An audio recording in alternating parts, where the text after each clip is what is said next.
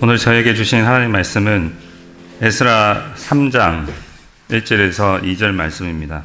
이스라엘 자손이 각자의 성읍에 살았더니 일곱째 달에 이르러 일제히 예루살렘에 모인지라.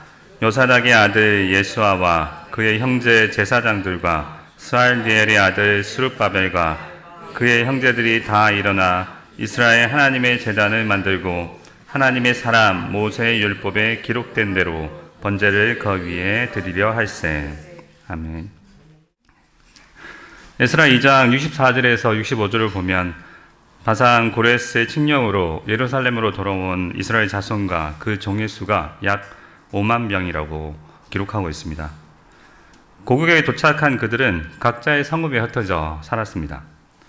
우리는 에스라 2장에서 유다, 베냐민 그리고 레위 지파 및 제사장들의 가문별 족보를 조사해서 기록한 내용을 살펴보았습니다. 이는 그들 속에 부정함을 피하기 위함이었지만 또 하나의 이유가 있었는데 그것은 여호수아 시대 때 각 지파 및 가문별로 분배됐던 땅에 그대로 그들이 들어가 살기 위한 것이기도 했습니다.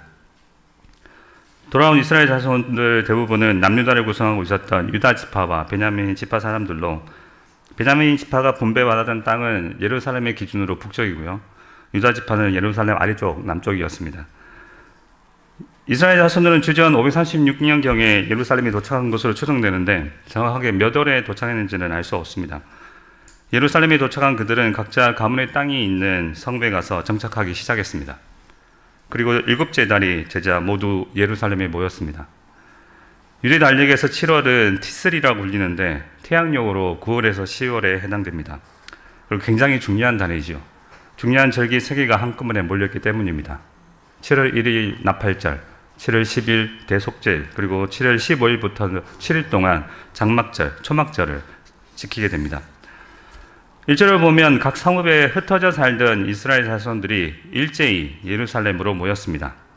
우리말로 일제히라고 번역된 히브리어는 케이시 에하드인데 이를 조금 더 실감나게 해석하면 한 사람처럼이 됩니다. NASB 영어 성경을 보면 as one person 이라고 되어 있죠. 한 사람처럼.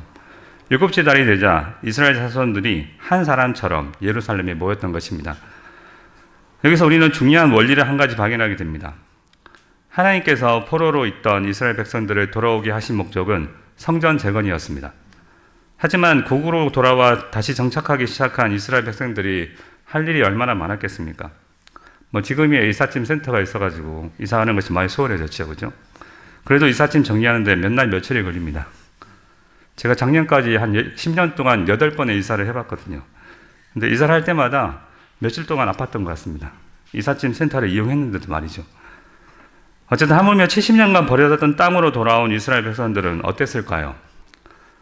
땅이 버려진 채 있었다면 그곳에 풀도 베고 집도 짓고 농사도 짓기 위해서 땅도 다시 개간했어야 했을 것입니다. 또 만약 누군가 그 땅을 차지하고 살고 있었다면 또 그만큼 골치 아픈 일이 있었겠지요. 고레스 왕의 칙령에 따라 자신의 땅을 찾는 것이 수월했을 수도 있었지만 아마 쉽지 않았을 것입니다. 당장은 그들을 피해 근처 다른 곳에서 정착했을 것입니다. 그렇게 바쁘고 힘든 나라를 보내던 이스라엘 백성들이지만 그들은 고국에 돌아온 목적을 잊지 않았습니다. 성전 재건. 그래서 그들은 모든 것이 불안한 상황 속에서도 하나님을 의지하는 마음으로 모든 것을 내려놓고 성전 재건을 위해 초막전을 맞아 한 사람처럼 예루살렘에 모였습니다. 단 한 절이지만 저는 그들이 어떻게 그런 믿음을 가질 수 있는지에 대해서 고민해 보지 않을 수 없었습니다. 저라면 어땠을까? 정말 쉽지 않았을 것 같거든요. 바쁘다, 위험하다 등등 분명 얼마든지 핑계가 있었을 것입니다. 하지만 그들은 그렇게 하지 않았습니다. 어떻게 그들이 그런 믿음을 유지할 수 있었을까? 제가 고민한 끝에 내린 결론은 예레미야와 이사야를 통해 하신 예언에 따라 하나님을 저버렸던 그들의 조상과 그들의 죄악에도 불구하고 하나님께서 그들을 버리지 않으시고 다시 회복시킨 은혜에 대한 감사하는 마음을 힘든 상황 속에서 잃지 않았다는 것입니다. 사랑하는 여러분, 우리도 또한 마찬가지입니다. 우리는 이번 목요 성경 훈련회에서 도르트 신조를 배우고 있습니다. 수많은 사람들이 자기 힘으로 하나님을 선택해서 구원에 이를 수 있다고 말하지만 우리는 도르트 신조의 고백에 따라 우리 본성의 빛으로는 결코 하나님을 아는 구원에 이르거나 주께로 회심하는 일이 있을 수 없고 오직 하나님 아버지의 미리 아심을 따라 예수 그리스도의 핏뿌림과 성령의 거룩히 하시는 은혜로 말미암아 하나님께 돌아올 수 있음을 믿고 고백합니다. 한마디로 오직 은혜이지요. 하나님이 우리를 구원하사 거룩하신 소명으로 부르심은 우리의 행위대로 하심이 아니요 오직 자기의 뜻과 영원 전부터 그리스도 예수 안에서 우리에게 주신 은혜대로 하심이라. 고국에 돌아온 이스라엘 자손들은 하나님을 향한 감사한 마음을 잃지 않았기 때문에 힘들고 불안한 상황 속에서도 모든 것을 내려놓고 일제히 한 사람처럼 부르심의 목적인 성전 재건을 위해 예루살렘으로 모일 수 있었습니다. 사랑하는 여러분, 하나님께서 우리를 부르신 목적, 우리를 구원하여 주시긴 거룩한 소명은 무엇입니까? 하나님의 뜻은 이것이니 너희의 거룩함이라.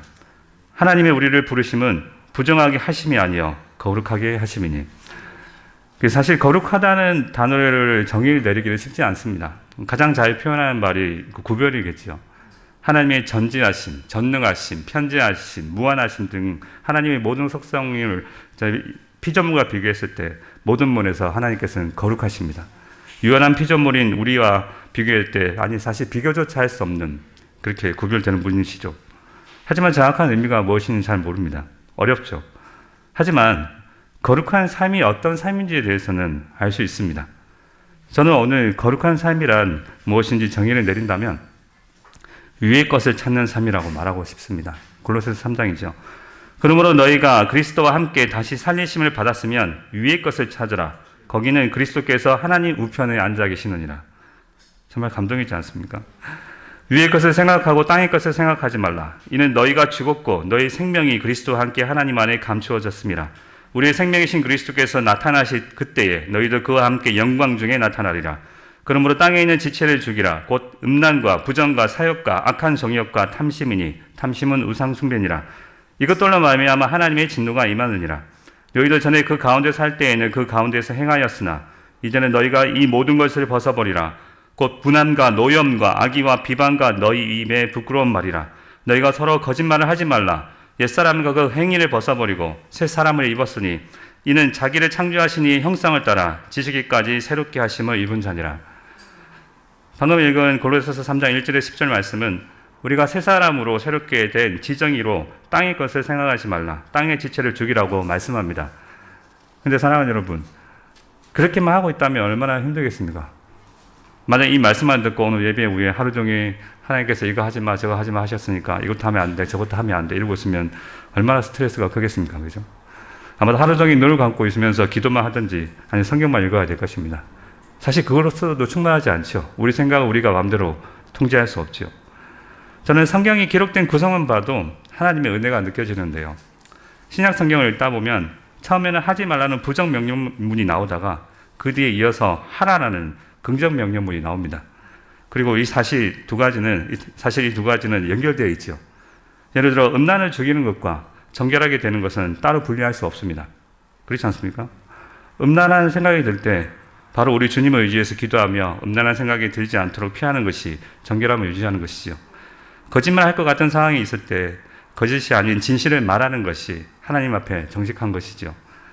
바꿔 말하면 담임 목사님께서 자주 말씀하시듯이 악을 행하기 싫으면 선을 행하면 됩니다.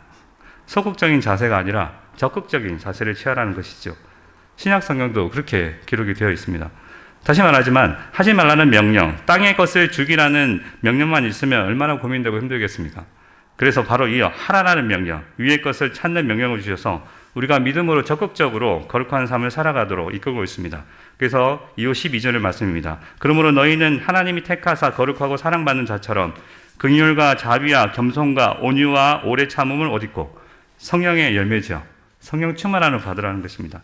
누가 누구에게 불만이 있거든 서로 용납하여 피차 용서하되 주께서 너희를 용서하신 것 같이 너희도 그리하고 이 모든 것 위에 사랑을 더하라.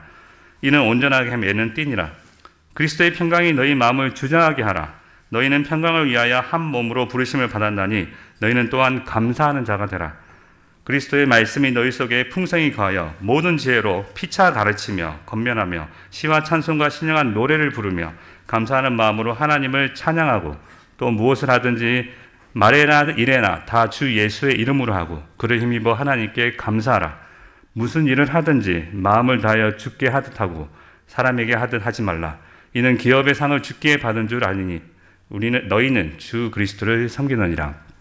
마지막 23절에서 24절 말씀, 모든 것을 주께 하라는 말씀은 1절의 말씀과 연결됩니다. 위의 것을 찾으라. 거기는 그리스도께서 하나님 우편 앉아 계시느니라. 모든 순간 지금도 살아계셔서 역사하시는, 하나님 우편에 앉아서 살아계셔서 역사하시는 그리스도를 의식하고 그분을 찾고 그분을 쫓아 모든 일을 그분께 하듯 살아가라고 말씀합니다. 왜냐하면 우리의 거룩한 삶의 원천이 바로 그리스도이시기 때문입니다. 그런데 혼자서가 아니라 일제히 한 사람처럼 해야 합니다. 교회는 모든 성도들은 한 사람처럼 함께 부르심의 뜻을 이루어 가라고 부름을 받았습니다. 그렇기 때문에 나 혼자만의 거룩을 추구한다, 그것은 있을 수 없는 일입니다. 옆에 지체가 어떻게 되든 말든 나만 거룩하면 된다고 생각하고 살아간다면 그것은 거룩한 삶이 아닙니다. 잘 봐줘야 이제 막 젖을 뗀 상태, 아니 젖을 먹는 상태겠지요.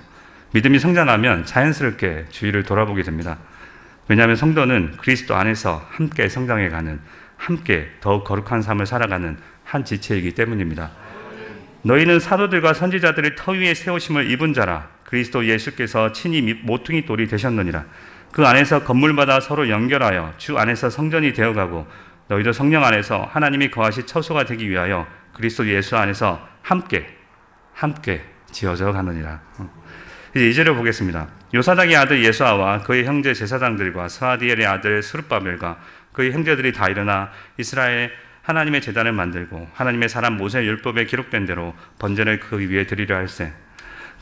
2절에서는 두 가지를 생각해 볼 수 있습니다. 첫째로는 그들은 하나님의 집, 성전을 짓기도 전에 제단에서 먼저 번제, 즉 예배를 드리려고 했습니다. 이는 그들이 예배의 의미를 정확히 알고 있었다는 것을 의미합니다. 특정 시간, 특정 장소, 특정 행위를 하는 것이 예배의 전부가 아니라는 것이죠. 여호와께서 말씀하시되 너희의 무수한 재물이 내게 무엇이 유익하뇨? 나는 순양의 번제와 살진 짐승의 그림에 배불렀고 나는 수송아지나 어린 양이나 순염소의 피를 기뻐하지 아니하노라. 너희가 내 앞에 보이러 오니 이것을 누가 너희에게 요구하였느냐? 내 마당만 밟을 뿐이니라. 헛된 재물을 다시 가져오지 말라. 분향은 내가 가증히 여기는 바요. 월삭과 안식일과 대회로 모이는 것도 그러하니 성회와 아울러 악을 행하는 것을 내가 견디지 못하겠노라. 내 마음이 너희의 월삭과 정한 절기를 싫어하나니 그것이 내게 무거운 짐이라. 내가 지기에 곤비하였느니라. 너희가 손을 펼 때에 내가 내 눈을 너희에게서 가리고 너희가 많이 기도할지라도 내가 듣지 아니하리니 이는 너희의 손에 피가 가득함이라. 하나님께서 원하시는 것은 너희는 스스로 씻으며 스스로 깨끗하게 하여 내 목전에서 너희 악한 행실을 버리고 행악을 그치고 선행을 행하며 배우며 정의를 구하며 학대받는 자를 도와주며 고아를 위하여 신원하며 가부를 위하여 변호하라 하셨느니라. 사무엘의 표현대로라면 여호와께서 번제와 다른 제사를 그의 목소리를 청종하는 것을 좋아하신 같이 좋아하시나이까. 순종이 제사보다 낫고 듣는 것이 순양의 기름보다 나으니. 예배를 드리지 말라는 말씀이 아닙니다. 그죠? 예배자가 하나님을 경외하여 하나님의 말씀을 듣고 순종하는 삶을 먼저 살아야 한다는 것입니다. 하나님의 말씀에 합당한 삶 없이 예배 행위만 있다면 아무리 번지르한 성전이 있다고 하더라도 하나님이 받으시지 않는다는 것을 포로에서 돌아온 그들은 잘 알고 있었던 것입니다. 그래서 그들은 비록 성전이 없었지만 제단만 쌓고 또 하나님께 번제를 예배를 드릴 수 있었던 것입니다. 우리가 비록 지금 작은 상가 예배당에서 예배를 드리지만 우리의 중보자 되신 우리 주 예수 그리스도 안에서 영과 진리로 드리는 이 예배를 성삼위 하나님께서 기쁘게 함량하심을 믿습니다. 따라서 우리는 이후에 하나님께서 더 좋은 장소를 예비하셔서 그곳에서 예배하는 날을 허락하실지라도 항상 하나님을 경외하는 법을 잊지 말아야 할 것입니다. 두 번째는 그들이 하나님 사람 모세의 율법에 기록된 대로 번제를 드리려 했다고 합니다. 당연하다고 생각하시겠죠, 그죠? 하지만 우리는 이스라엘 자손이 70년간 포로 생활을 했고 또한 귀국했다는 사실을 기억해야 합니다. 70년이라는 세월은 결코 짧은 시간이 아닙니다. 거의 두세 대가 지나가는 시간이죠, 그죠? 그런데 그동안 모세의 율법이 그대로 전해졌다는 것입니다. 이후 에스라서 계속 보면 제사장 에스라와 나머지 제사장들이 모세의 율법에 대해 정확히 알고 있다는 것을 알 수 있습니다. 그런데 우리는 그 사실에 놀라지 않지요. 하나님께서 그렇게 하셨나 보다 이 정도 생각하고 넘어가겠죠. 네, 그래서 결론적으로 보면 그렇습니다, 그죠?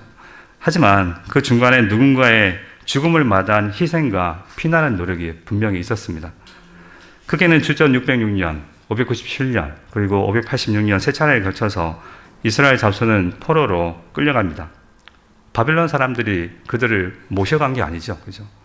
포로로 끌고 갔습니다. 끌려가는 주제에 그들이 자기 물건을 챙길 여력이 있었겠습니까? 그런데 말입니다. 당장 죽고 사느냐 하는 상황에서 어쩌면 누군가는 자기 생명보다 하나님의 말씀의 두루마리를 먼저 챙겼을 것입니다.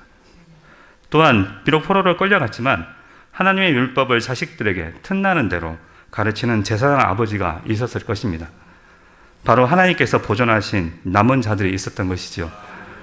자식 교육을 해보신 분들은 잘 아시지 않습니까? 얼마나 힘든지. 그런데 머나먼 타국 땅에서 터전도 없이 고된 노동을 하며 하루하루 먹고 살기 힘든 상황 속에서 그들은 하나님의 말씀을 잃어버리지 않고 전수하기 위해 피나는 노력을 했고, 그들의 노력을 하나님은 기뻐하시고 그들을 통해 하나님 말씀이 이어지게 하셨습니다. 남유다 왕국의 위대한 개혁가였던 16대 왕 요시야 왕은 8세에 즉위한 후에 16세에 여호와 하나님을 찾기 시작하면서 온 이스라엘을 개혁하기 시작합니다. 그리고 그가 28세 되던 해 개혁의 절정을 이루었습니다. 그때 무슨 일이 있었는지 아십니까? 무리가 여호와의 전에 헌금한 돈을 꺼낼 때 제사장 hil기야가 모세가 전한 여호와의 율법책을 발견한 것입니다. 율법책의 말씀을 듣자마자 요시야 왕은 곧 자기 옷을 찢더라.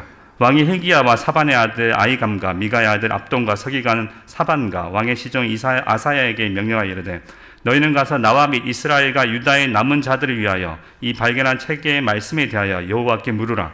우리 조상들이 여호와의 말씀을 지키지 아니하고 이 책에 기록된 모든 것을 준행하지 아니하였으므로 여호와께서 우리에게 쏟으신 진노가 크도다 하니라. 요시야 왕의 할아버지는 므낫세 왕입니다. 유다 왕 중에 제일 악한 왕이었죠. 근데 그가 남유다를 55년 동안 다스렸습니다. 가장 오래 집권했지요. 그러니까 그의 아들 아몬은 2년밖에 다스리지 못했지만 그 역시 아버지처럼 악했습니다. 그동안 므낫세는 수많은 악행을 저질렀습니다. 그로 인해서 남유다의 멸망이 결정되지 않습니까? 므낫세가 여호와 보시기에 악을 행하여 여호와께서 이스라엘 자손 앞에서 쫓아내신 이방 사람의 가증한 일을 따라서 그의 아버지 히스기야가 헐어버린 산당들을 다시 세우며 이스라엘 왕 아합의 행위를 따라 바알을 위하여 제단을 쌓으며 아세라 목상을 만들며 하늘의 일월 성신을 경배하며 섬기며 여호와께서 전에 이르시기를 내가 내 이름을 예루살렘에 두리라 하신 여호와의 성전에 제단들을 쌓고 또 여호와의 성전 두 마당에 하늘의 일월 성신을 위하여 제단들을 쌓고 또 자기 아들들을 불 가운데로 지나게 하며 점치며 사수를 행하며 신접한 자와 박수를 신임하여 여호와께서 보시기에 악을 많이 행하여 그 진노를 일으켰으며 또 자기가 만든 아로 새긴 아세라 목상을 성전에 세웠더라. 므낫세가 유다에게 범죄하게 하여 여호와께서 보시기에 악을 행한 것 외에도 또 무죄한 자의 피를 심히 많이 흘려 예루살렘 이 끝에서 저 끝까지 가득하게 하였더라. 그러나 하나님의 성전이 유린당하는 비참한 상황 속에서도 누군가는 하나님의 섭리 안에서 성전 헌금함 속에 하나님의 율법책을 숨겨 두었습니다. 그리고 수십 년이 흘러 요시야가 성전을 수리할 때 드디어 그것을 찾게 되는 것이죠. 그리하여 요시야의 개혁이 절정에 달하게 됩니다. 왕이 사람을 보내어 유다와 예루살렘의 모든 장로들을 불러 모으고 여호와의 전에 올라가매 유다 모든 사람과 예루살렘 주민들과 제사장들과 레위 사람들과 모든 백성이 노소를 막론하고 다 함께 한지라. 왕이 여호와의 전에 안에서 발견한 언약책의 모든 말씀을 읽어 무리의 귀에 들려주고 왕이 자기 처소에 서서 여호와 앞에서 언약을 세우되 마음을 다하고 목숨을 다하여 여호와를 순종하고 그의 계명과 법도와 율례를 지켜 이 책에 기록된 언약의 말씀을 이루리라 하고 예루살렘과 베냐민에 있는 자들이 다 여기에 참여하게 하며 예루살렘 주민이 하나님 곧 그의 조상들의 하나님의 언약에 따르니라. 성경에는 기록되지 않은 누군가의 믿음의 행동을 하나님이 기쁘게 여기시고 그를 통해 하나님께서는 당신의 율법책을 남겨두셔서 다시 한번 백성인들의 마음을 하나님께로 되돌리는 역사를 이루셨던 것입니다. 사랑하는 여러분, 성령 안에서 하나님을 경외하고 하나님의 보좌 우편안에 계신 우리 주 예수 그리스도를 의식하며 거룩하게 살고자 행하는 여러분의 작은 행동 하나를 가소평가하지 마시기 바랍니다. 학교에서 컨닝할 때, 회식 자리에서 음담 패스를 하거나 여러 명이 모여서 다른 사람 욕할 때 저는 예수님 때문에 못하겠습니다라고 말한다면 그 당시에는 외면은 당하고 핍박당하겠죠. 하지만 그들 중 누군가의 삶에 큰 어려움이 닥쳤을 때 그때 예수님 때문에 악한 짓을 하기를 거절했던 그 사람을 기억하고 찾아와 복음을 듣게 될 수도 있습니다. 제가 직접 목격했고 제가 직접 경험했던 일입니다. 여러분의 거룩한 삶을 통해서 여러분의 부모님, 자녀, 친구, 이웃들에게 복음이 전해질 수 있습니다. 저는 교회 오게 된 이유가 제 친구의 딱 한마디였습니다. 교회 가자. 글 듣고 와서 저는 복음을 듣고 지금 이 자리에 서 있습니다. 예수님을 찾으며 살아가는 사람들을 통해서, 하나님의 말씀에 순종하는 그 사람들을 통해서 하나님께서 역사하시고 세상을 이끌어 가십니다. 성전 제거를 위해 한 사람처럼 모였던 이스라엘 백성들처럼 모든 성도들이 한 사람처럼 부르심의 뜻에 따라 거룩한 삶을 살아간다면 이 세상은 어떻게 될까요? 새하늘과 새 땅이겠죠. 그렇죠? 그래서 마라나타 외칠 수밖에 없습니다. 네. 오늘 본문에 이스라엘 백성들처럼 한 사람처럼 하나님의 부르심의 목적, 거룩한 삶을 살아내고 또한 작은 순종을 통해 하나님께 귀하게 쓰임받는 우리 그리스도의 보혈교회 성도님들이 되시기를 우리 주 예수 그리스도의 이름으로 축원드립니다. 아멘. 하나님 아버지 감사합니다. 오늘 토요 아침 예배를 통해 주의 말씀을 허락해 주시니 감사합니다. 아버지, 우리가 어떠한 상황에 있더라도 우리의 거룩의 근원 대신 우리 주 예수 그리스도를 항상 바라보며 성령을 따라 주님과 동행함으로 우리의 부르심의 뜻, 거룩을 이루는 삶을 살아가게 하여 주시되 성령 안에서 모든 성도들이 한 사람처럼 그 뜻을 이루어가게 하시고 우리의 작은 순종 하나도 아버지께서는 사용하신다는 것을 기억하고 모든 순간 죽게 하듯 행할 수 있도록 우리의 믿음을 더하여 주옵소서. 감사드리며 살아계신 우리 주 예수 그리스도의 이름으로 기도드립니다. 아멘.